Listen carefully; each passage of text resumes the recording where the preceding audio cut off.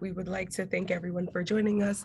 Thank you for entering your name, where you're from, and your organization from your chat. So please continue to do so as those who are joining us a little bit after the start time. So welcome everyone. Again, my name is Sabrina Baptiste. I'm the Program Operations Director and Program Manager for Pathways Alliance and LabCorp Fellowship for Innovate EDU. For our agenda today, we will do some welcoming of some amazing folks and introductions. We will also talk about the process for creating the shared definition, key features of the teacher residencies, potential uses for the residency definition, and closing and next steps. I would like to introduce a little bit about Pathways Alliance. Pathways Alliance is an uncommon coalition of leading K-12 and higher education organizations dedicated to supporting and implementing diverse and inclusive educator preparation pipelines, including teacher residency programs. And hopefully after this wonderful conversations, we'll get some apprenticeships in there as well. Pathways Alliance was started by Innovate EDU and the Learning Policy Institute, and since then has grown to amazing partners and founders, and also some folks that are joining us today. So thank you all for joining the Alliance, and we hope to continue this amazing work together. We do ask that everyone on this call or tell a friend to sign up for the Pathways News. We give you information about Pathways Alliance webinars, our resource digest, and we will also send you our monthly newsletter. To sign up, please go to thepathwaysalliance.org and enter your email and start receiving some of the best news ever. Again, we ask for any folks that are joining us now, please introduce yourself in the chat with your name, where you're joining us from, and your organization. We do ask that throughout this webinar, if you do have any questions, please feel free to type up your questions in the Q&A. Teacher residency programs are providing significant benefit to school districts, teacher residents, and the students they serve, especially since teacher vacancies are now on the rise. Student teaching has always been an important part of our future, especially for teacher prep. So to engage us further in this conversation, I would like to introduce some of our amazing folks that has put work into this definition. I would like to introduce Karen DeMoss, Executive Director of Be Prepared to Teach, Bank Street College of Education, Jill Pittner, Chief Growth Officer, National Center for Teacher Residencies, Tara Kinney, Chief of Staff and Director of State Policy, Learning Policy Institute. Thank you, ladies, for having this wonderful conversation with us. And I will now pass it off to Tara Kinney, who will lead us off. Good morning and good afternoon, everybody. I'm so excited to be here today. And I think before passing it to our fearless co-leaders of the Pathways Alliance Working Group on Teacher Residencies, Jill and Karen, I just wanted to share a little bit about why we took up this work as the Pathways Alliance.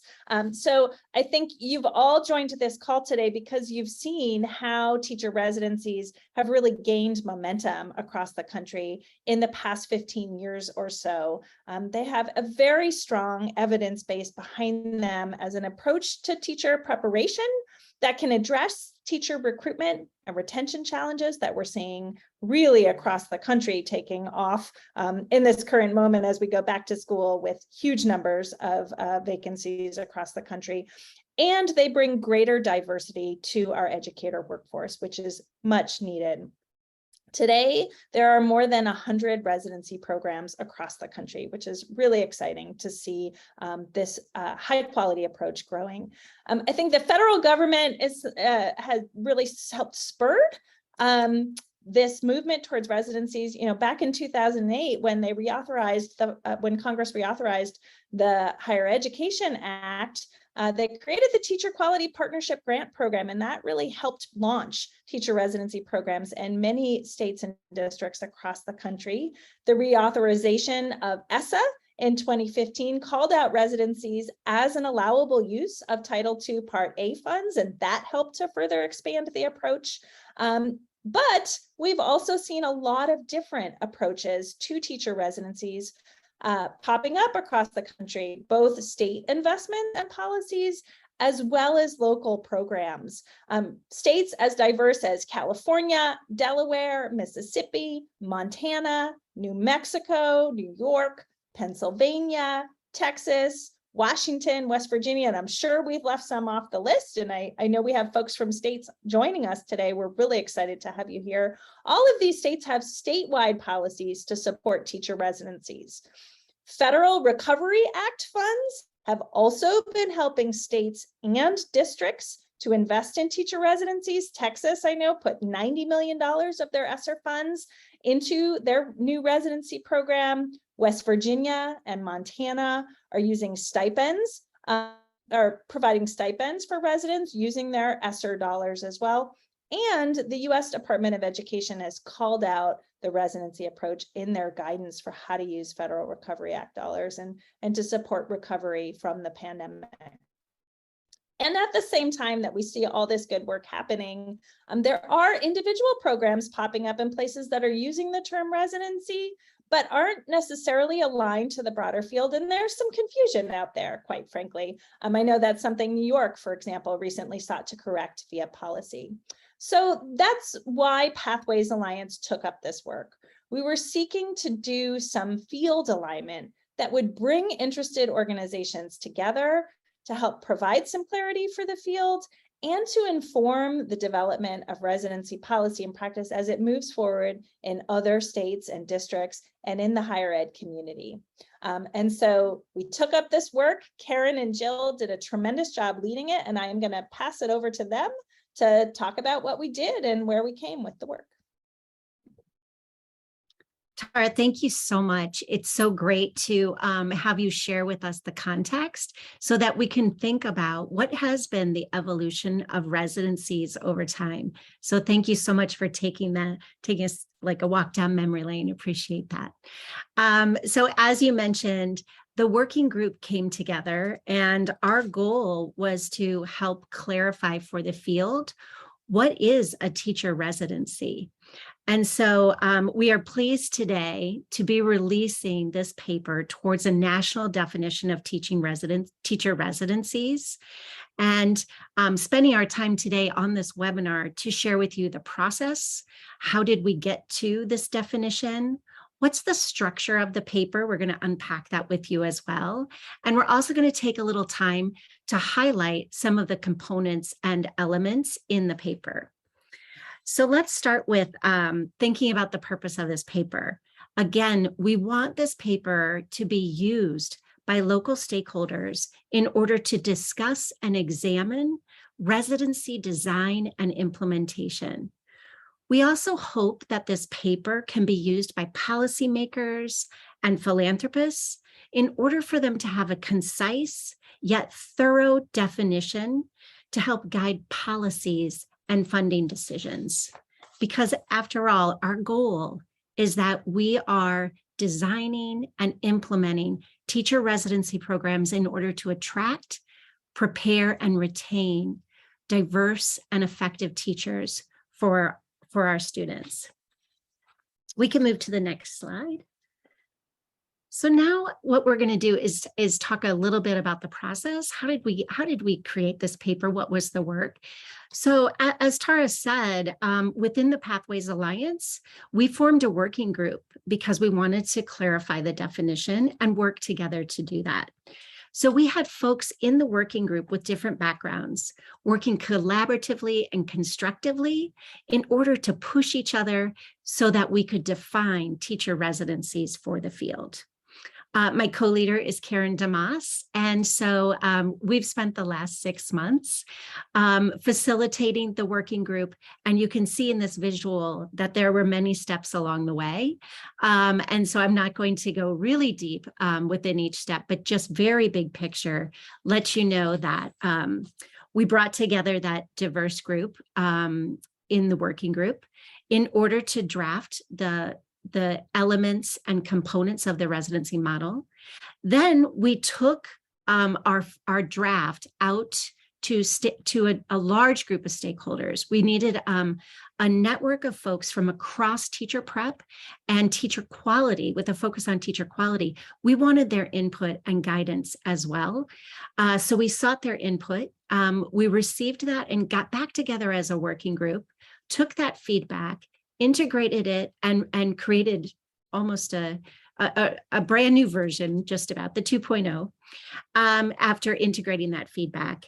And then next, we took that version to the Pathways Alliance, to members and founding partners in the Pathways Alliance, in order to seek their input and to answer the questions that were coming up, clarify questions as well.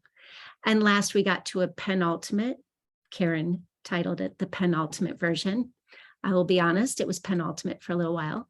And so there were multiple penultimates.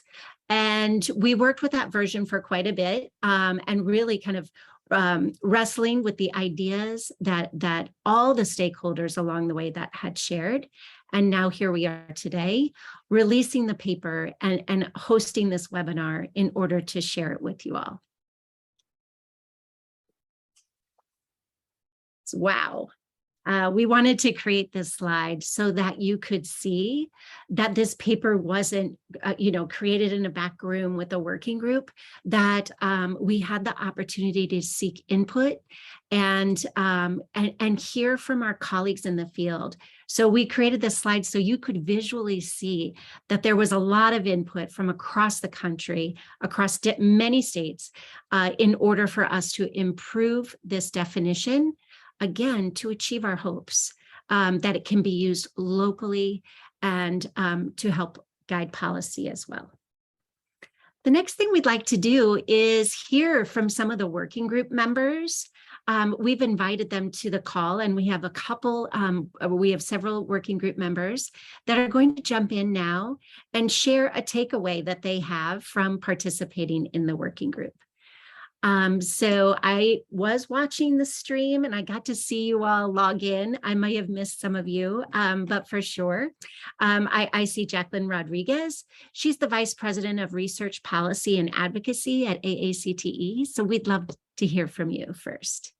Thanks, Jill. I want to say thank you to not just the working group leads, but all of the members of the working group. As Jill produced that slide, it made me feel so filled with joy and fulfillment that we accomplished something pretty tremendous with the entirety of the field. And so I want to say thank you to those of you who are on the call that also contributed, because I know we reached out to so many.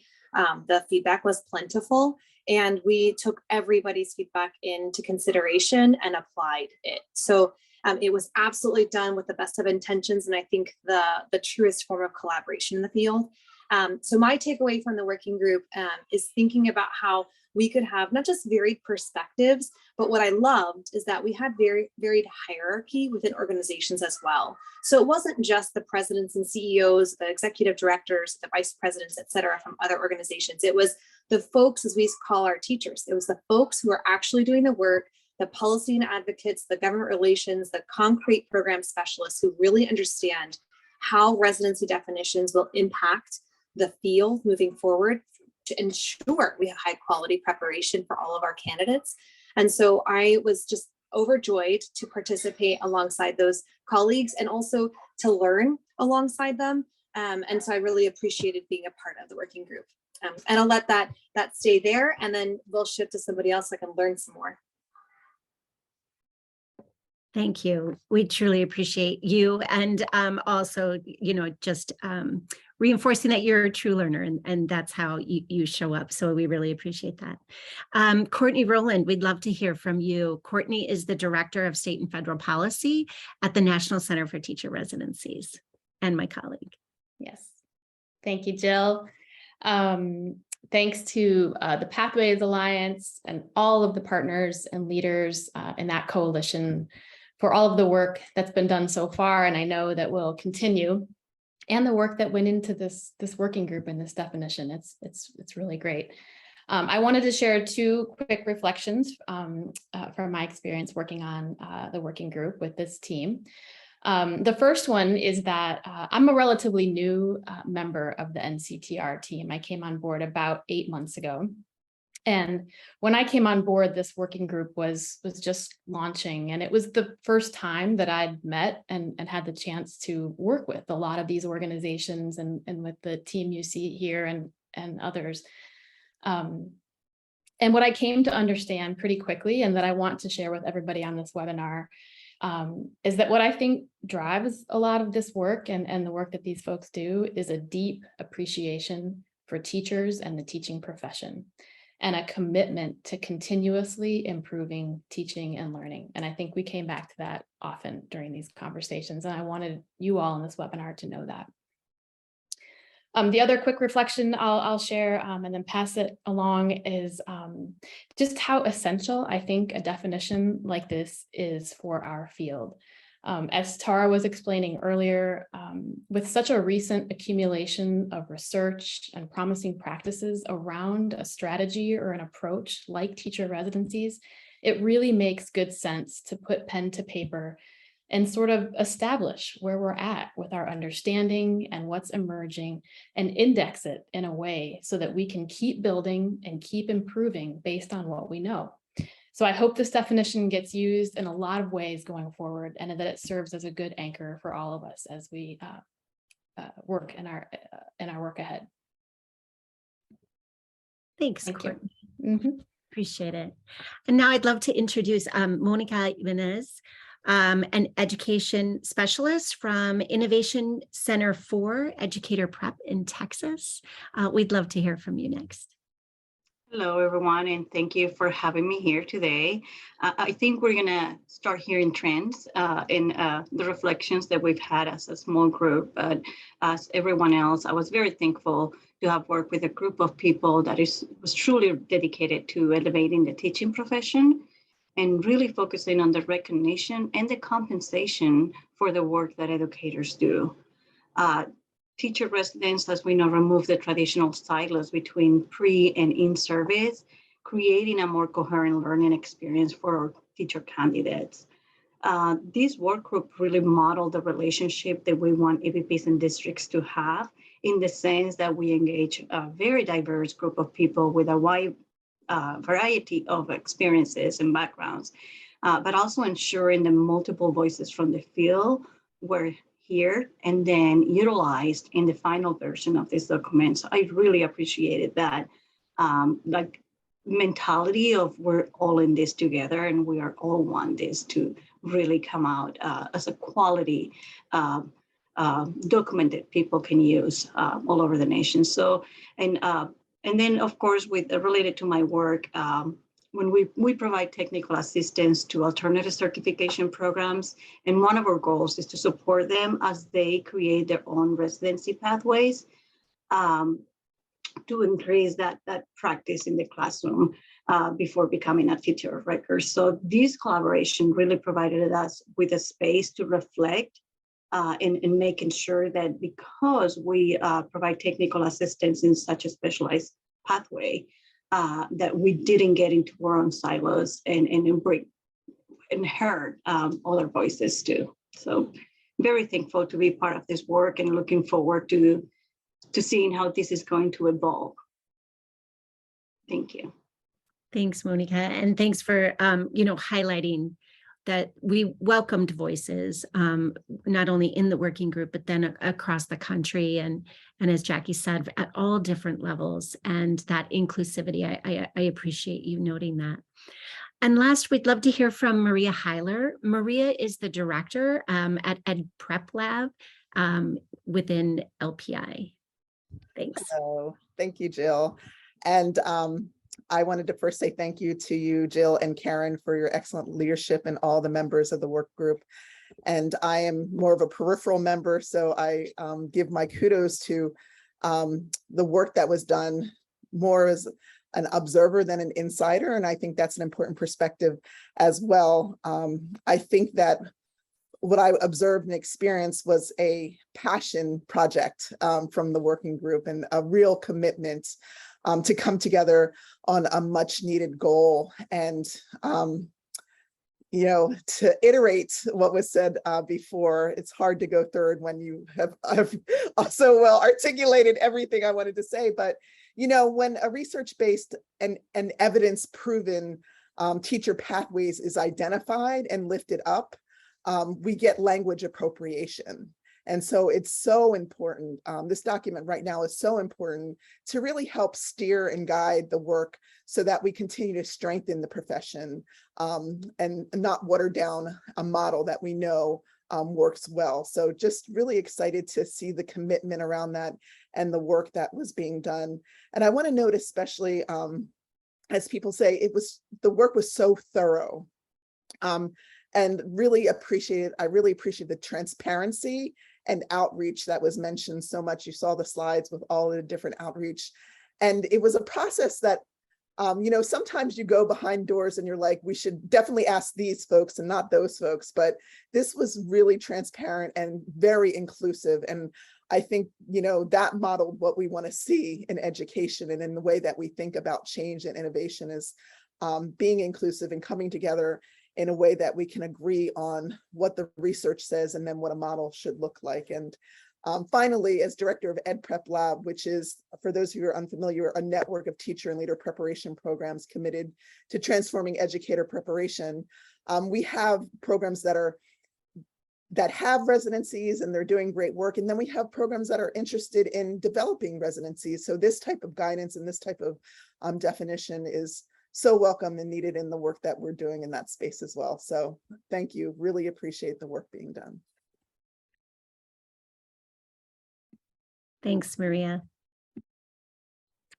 I think I'm taking it from here. So next slide can come on. I just want to say thanks on top of all the thanks. Everything that was said feels so much like what Jill and I experienced. Jill and I occasionally say, gosh, what are we going to do without each other? Because we've had such a wonderful 6 months working with everyone. But we're going to turn now to the report itself. So Zach has a couple of times, I think, chatted the link. Zach, if you'll chat that link one more time. And that is the report as it exists. I want to call out on that first page of the report something that we hope reflects the theme that you heard from some of the participants in this work, that we intend this to be used. We don't intend this to be a gatekeeper for anyone. And we intend this to be helpful to you in the ways that make sense locally.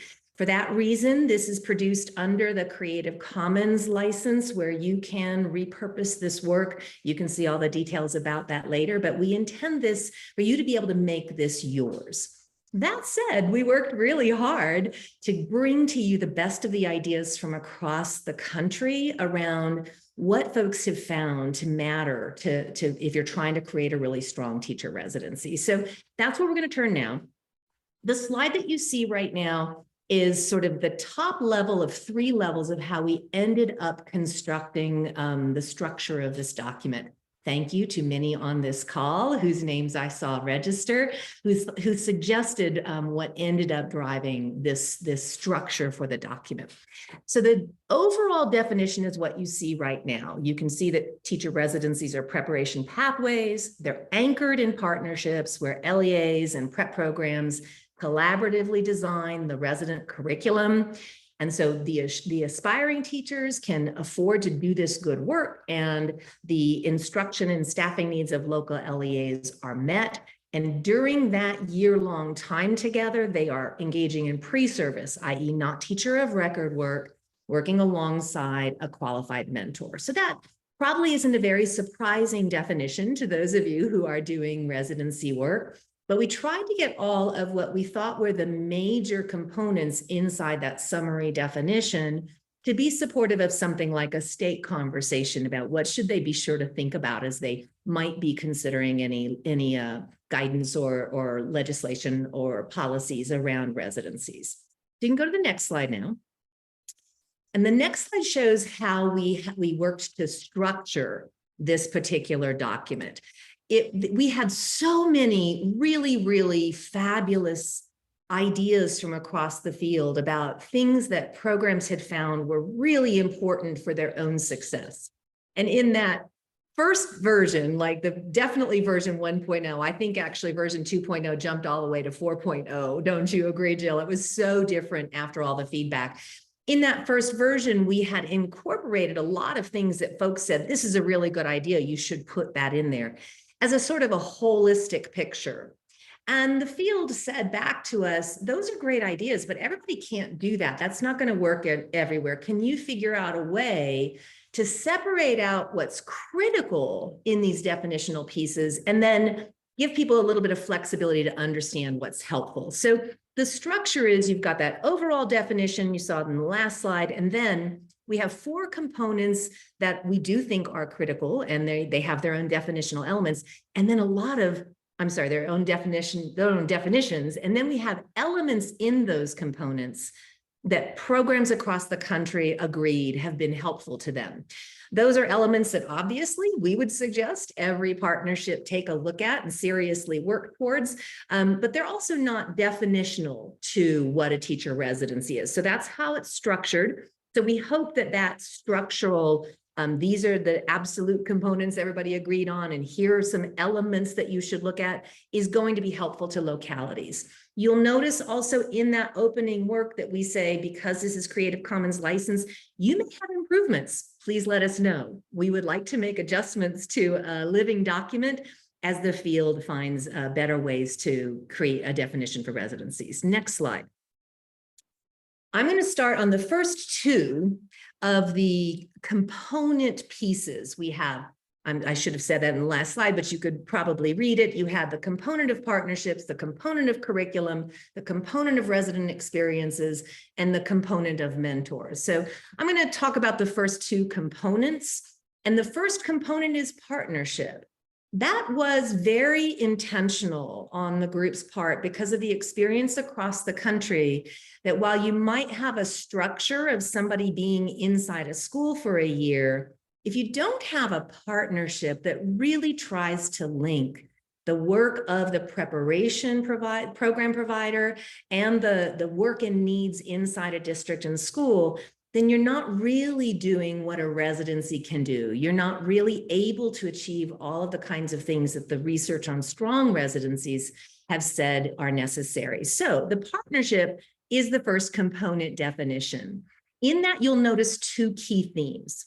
First, it is the foundation of residencies. It rests on those deep partnership programs, partnerships between programs and their P12 colleagues. And those partnerships are more than just good working relationships. They co-construct vision, they co-construct programmatic designs, they make shifts on either side to be sure that the overall goals are met. The second foundational theme in partnerships is that they embrace twin objectives. First objective is supporting instruction during the academic year for the P12 student. So you want to support what's going on in the school so that kids in the school are learning better, they're having better educational experiences. And the second is that residency experience must guard, keep sacred the ability for that resident to really learn, because there is a science of learning and development. There is a lot of disciplinary knowledge about how much people have to learn to be able to be good teachers. That's got to be part of how you design your residency curriculum, and the partnerships embrace both of those goals together, instead of one side focusing on one thing and the other side focusing on the other thing. So that's the partnership. In components pieces, you see all of those icons down below. Those are all described inside the definitional document, if you've got that open. And each of the components has those elements with some definitional pieces in them. One of the things that we're going to do in this webinar is just sort of highlight one of the elements in each of the components. And we chose to highlight the element of resident funding for the partnerships. That's because not every residency today has resident funding. We understand that. Everyone understands that. It is a limitation of growing residencies, and we're all working on that. Yet, if you really want your residency to achieve the goals that your partnership would have, which would of course be, let's have everybody come through residencies. Let's have people from all sorts of backgrounds be able to afford these, that the return on their own investment of time and their capacity to engage is full, then partnerships would want to explore resident funding. So that's why the elements aren't definitional. but they really are a part of being able to realize the full goals of residency. So I hope that gives a good example of how the component is definitional to residencies, and then the elements, all of those little icons you see, all of the bullets in the report, those are things that really make a big difference that all of us, we think, should be trying to strive towards. So that's sort of how the next 3 slides will go in terms of the other components. You can flip to the next slide now. So for the component of curriculum, in this one, very often in early residency work, the coursework and curriculum was over here, and then people had residency experiences over here. The field has developed quite a bit in really beautiful ways. And residency partnerships are now finding that the curriculum is really a part of the overall experience of the residents. So when you are working to either improve or develop your residency program, you're going to want to integrate the program's curriculum with the residents' clinical experiences so that those two things are not experienced as separate. Assignments, assessments within the curriculum are integrated into that placement. It gives ample opportunities for the candidate to explore their own professional identities and guided opportunities to reflect on their practice at the same time that they are doing the work in school, and all of those things align together. One of the things that we had a lot of conversations about is how integrating assignments and assessments actually can, as one of our partnerships says, blow the curriculum open. That if you put some of that curricular work inside the school building, because they're in there in a praxis situation all year long, that sometimes can free up some space in your quote unquote regular curriculum when you're back on campus, if you are, can free up some of that space to do things like add a special education certification or a little bit more depth on something like trauma-informed instruction. So there's some possibilities when you do this deep integration with your curriculum that you can strengthen what your candidates are able to learn through their traditional classroom instruction at the program side. So that's those 2 parts, and I'm passing it back over to Jill. Thanks, Karen. So as we look at the next component, it's the resident experience. And this is the part that everyone gets very, very excited about. This is about the resident spending a full academic year pre-service alongside a mentor teacher. So this is the combined investment in that candidate, right? So we are going to integrate the curriculum that Karen just talked about and ensure that it is complementary to the resident's clinical experience in the classroom so that there's reciprocity and it really creates a coherent preparation for the teaching for the resident, the teaching candidate. So as we said, that program, the coursework is aligned, and we've got the candidate teaching and learning alongside a mentor teacher, learning all of the skills that it takes to be an effective teacher. Programs are designed so that the residents have the time and the resources that they need to ensure that that residency experience sets them up to become day 1 ready teachers of record. So the beauty of the residency model is that candidates are entering the classroom. These residents and graduates of residency programs are entering the classroom after completing the program, having the coursework and the clinical experience ready to be teacher of record for the students that they serve.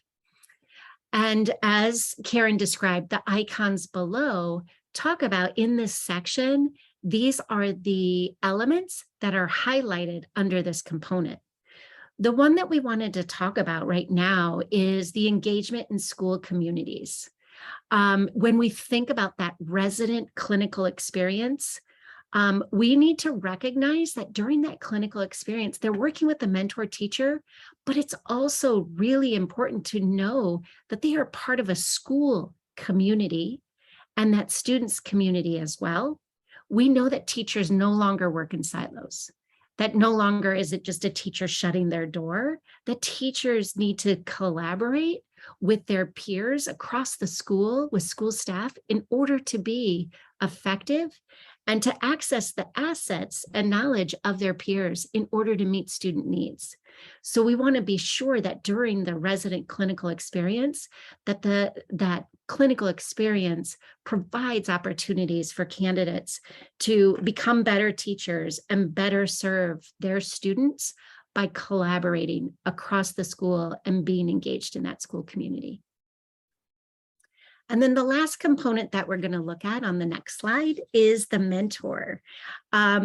This is, something that I always get very excited about, because I really see that the role of the mentor is that they serve as a clinical teacher educator. Mentors need to be skilled PK-12 teachers who have the ability to articulate their own instructional practices.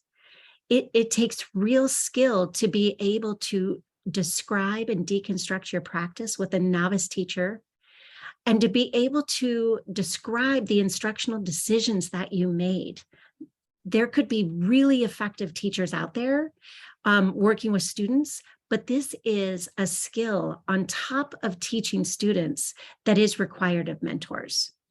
We also know that mentors need to create the time and space within their classroom for residents to enact practice, so that mentors are observing, evaluating, and coaching their residents, because the resident had an opportunity to enact practice independently alongside their mentor. As I said, the mentor takes on that role as clinical educator, and as such, they're monitoring the resident progress. Remember, I mentioned that reciprocity between the clinical and the coursework. We want to ensure that the mentor is monitoring the resident's clinical practice and therefore informing what's happening in the coursework, and that there is reciprocity. You can look at the icons there. We know it's very important that if a mentor is going to take on this additional responsibility, that they should be compensated. That's one icon I just wanted to show you, but I'm going to go a little bit deeper in the professional learning and leadership.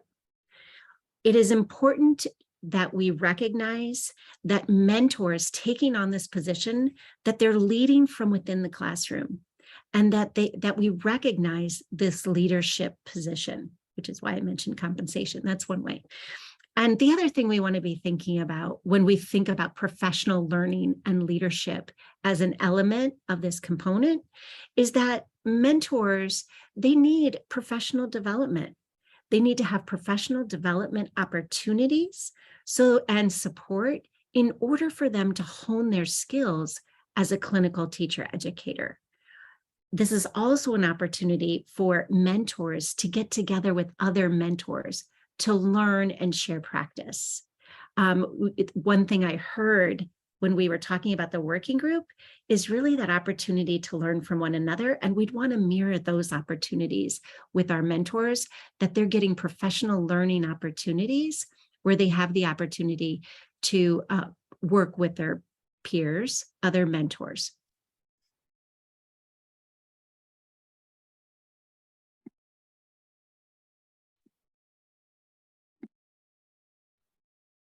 So I think it's back to me now. So thank you, Karen and Jill, for walking us through the definition and helping us to really unpack that. And to you, the working group members, and to all of our stakeholders and other engaged members in this process that provided feedback along the way. It definitely got stronger as we worked. And we hope this definition will be actively taken up and used by the field. We see a number of ways it may be used at the local level, both to strengthen existing programs and inform the design of new ones.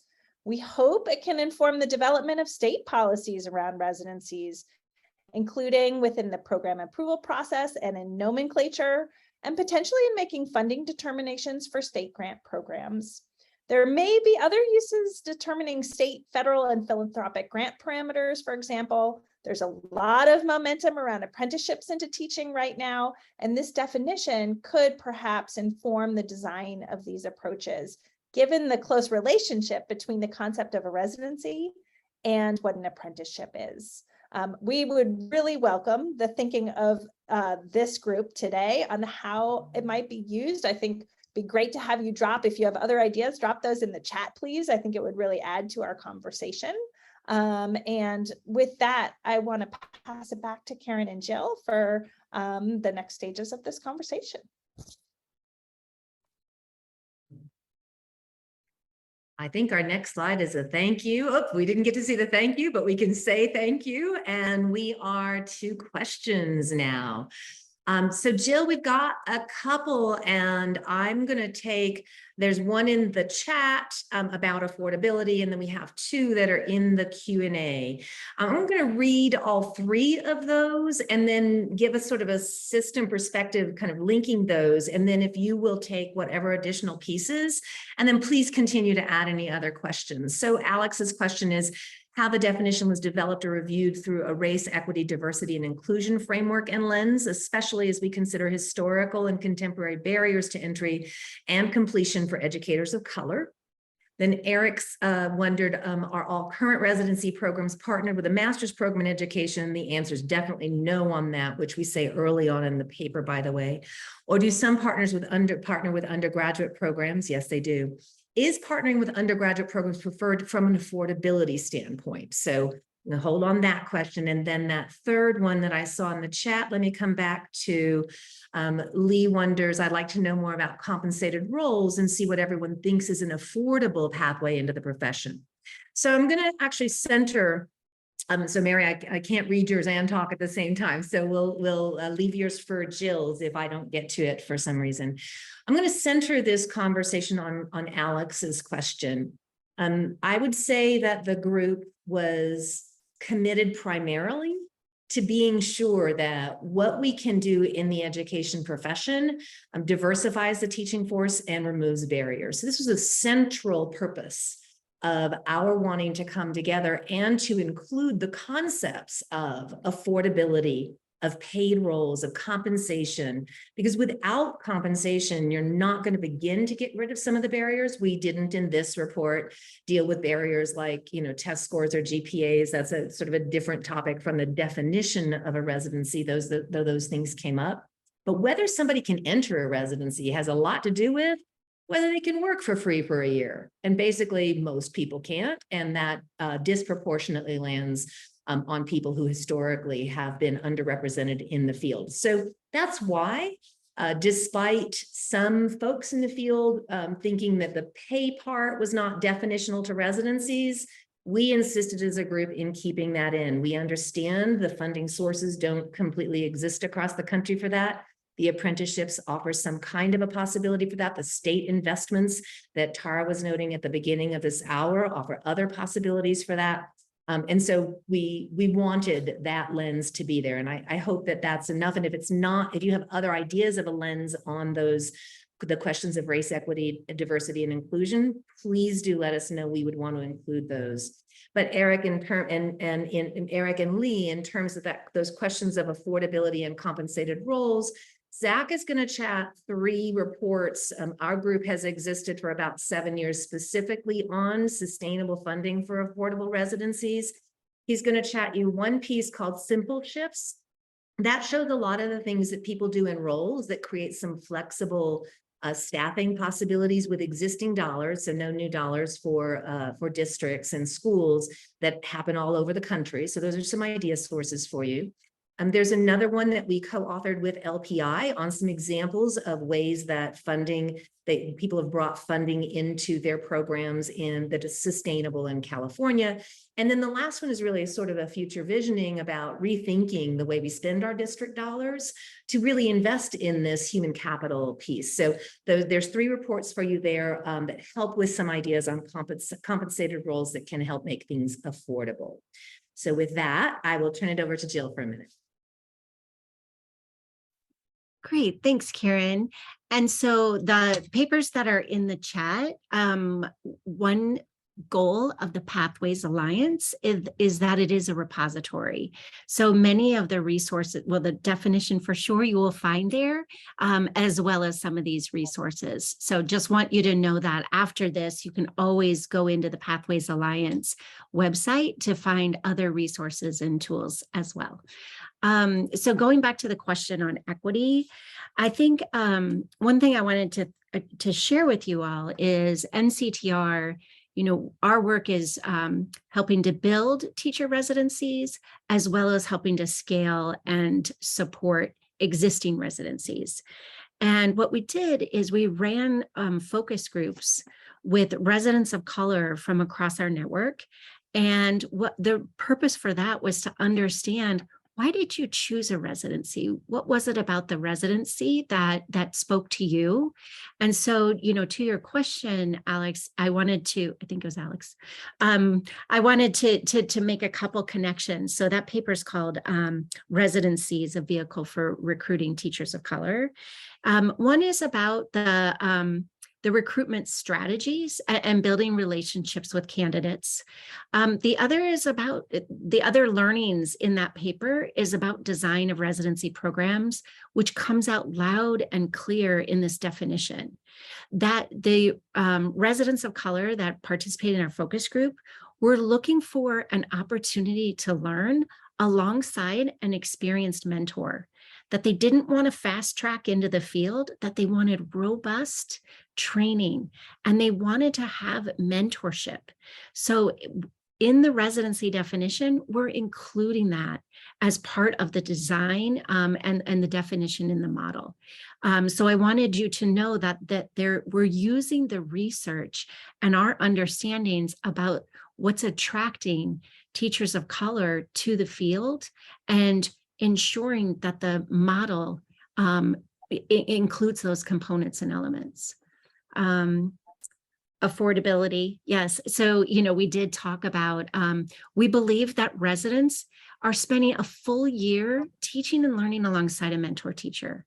And we think that the idea of expecting these candidates who are learning to teach to now have a job at night and on the weekends in order to help pay tuition and help keep themselves afloat is inequitable. And no other profession would ask an aspiring candidate to do this to their profession. And so we want to recognize that those candidates should be paid because they are adding value to the classroom. And we have great data from mentors, and we have great data from principals that student achievement increases when there is a resident in the classroom with a qualified mentor. And so having residents and a cohort of residents at your school can have great impact on student learning as well as school culture. And so we want to recognize that the residents are adding to the school culture and impacting student learning. Thank you, Jill. I'm going to turn to Mary's question, and Zach's going to chat another report. We do a lot of writing across our organizations. He's going to chat another report that was out very recently that literally does a kind of a side-by-side of some of the registered apprenticeship program concepts and what the residency concepts are. It was designed specifically for that. Particularly inside that report, Mary, there is, I believe it's in a footnote, a link to the standards that the Department of Labor has for a registered apprenticeship program. And those standards would look probably pretty different from standards that a residency program might design in some ways. So because they are competency-based about skills, and many of the competency-based pieces inside a teacher preparation program would be more complex than sort of discrete skill. They'd be kind of holistic. I think that's a general potential difference between the two. They're not at all unalignable. They're totally alignable. But as they currently sit in documentation, they probably do look a little bit different. And if that report is helpful, that's great. If you have any questions, please feel free to reach out. And just to add on there, the state of Tennessee has put out a playbook for apprenticeships. And so when you walk through that playbook and the design of the apprenticeship model, you will see that it absolutely aligns to the definition of teacher residencies. Where I feel like the definition is more robust and helpful is thinking about the articulating, going deeper to describe the clinical experience for the candidate, as well as the curriculum. So those are some places where I think that the residency model or the definition can work complementary to the requirements of the apprenticeship.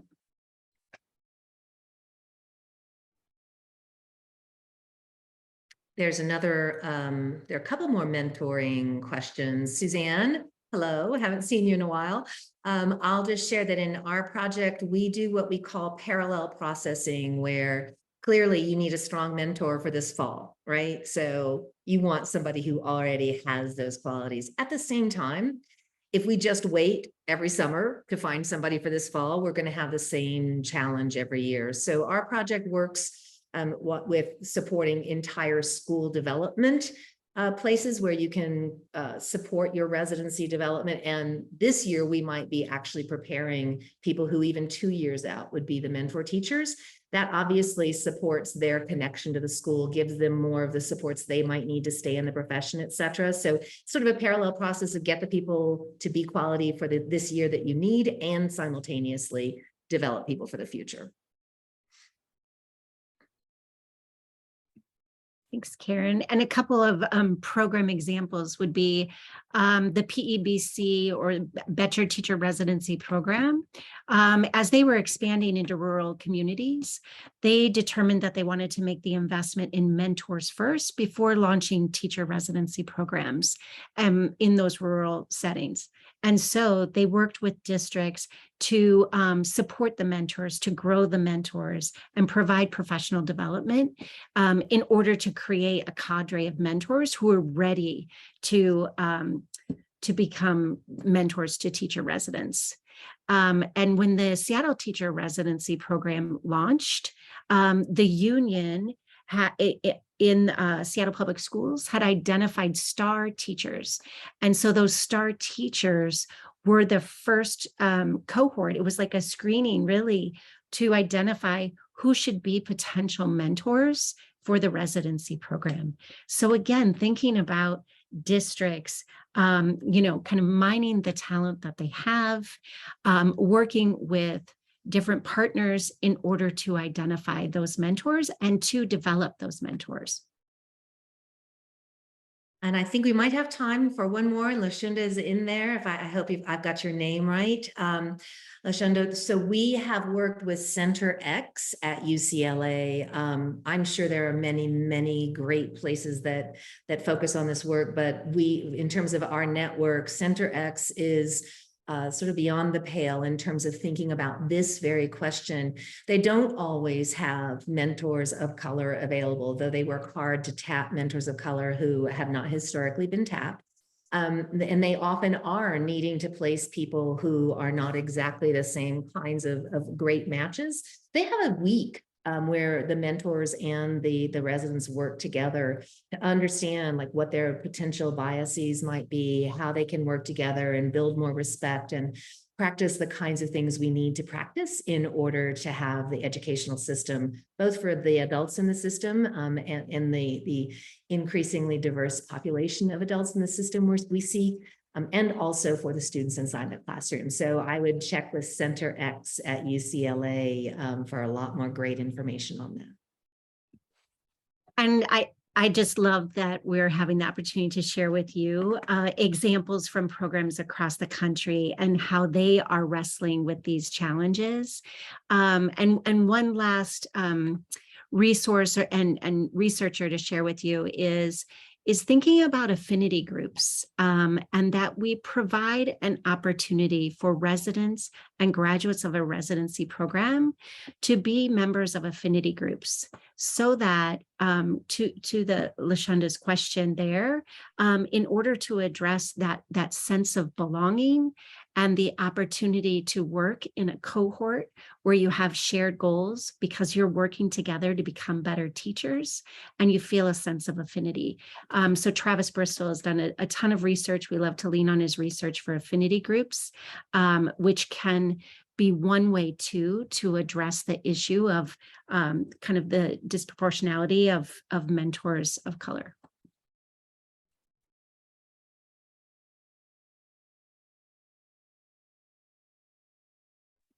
I think we're going to kick it to Sabrina to close us out. Thank you so much, everybody, for being here today. Thank you so much, all. Yes, thank you, everyone. Again, we would like to thank everyone for joining us today on this beautiful conversation on the definition of teacher residencies. And we'd like to thank all of our panelists for joining us today and engaging in conversation. We all appreciate you for all the hard work that you have done. Again, we remind folks to please join us at thepathwaysalliance.org, visit our site, sign up for our newsletter, sign up for any upcoming working groups that we have. Please engage with us. And we hope that you enjoy this document that folks have worked so hard on, and we cannot wait to hear the feedback. We will also be sending out this recording to folks who could not join today and the folks that were able to join today. So you'll be receiving that as well with all of these lovely reports and resources that have been added in the chat. Thank you all and have a good one.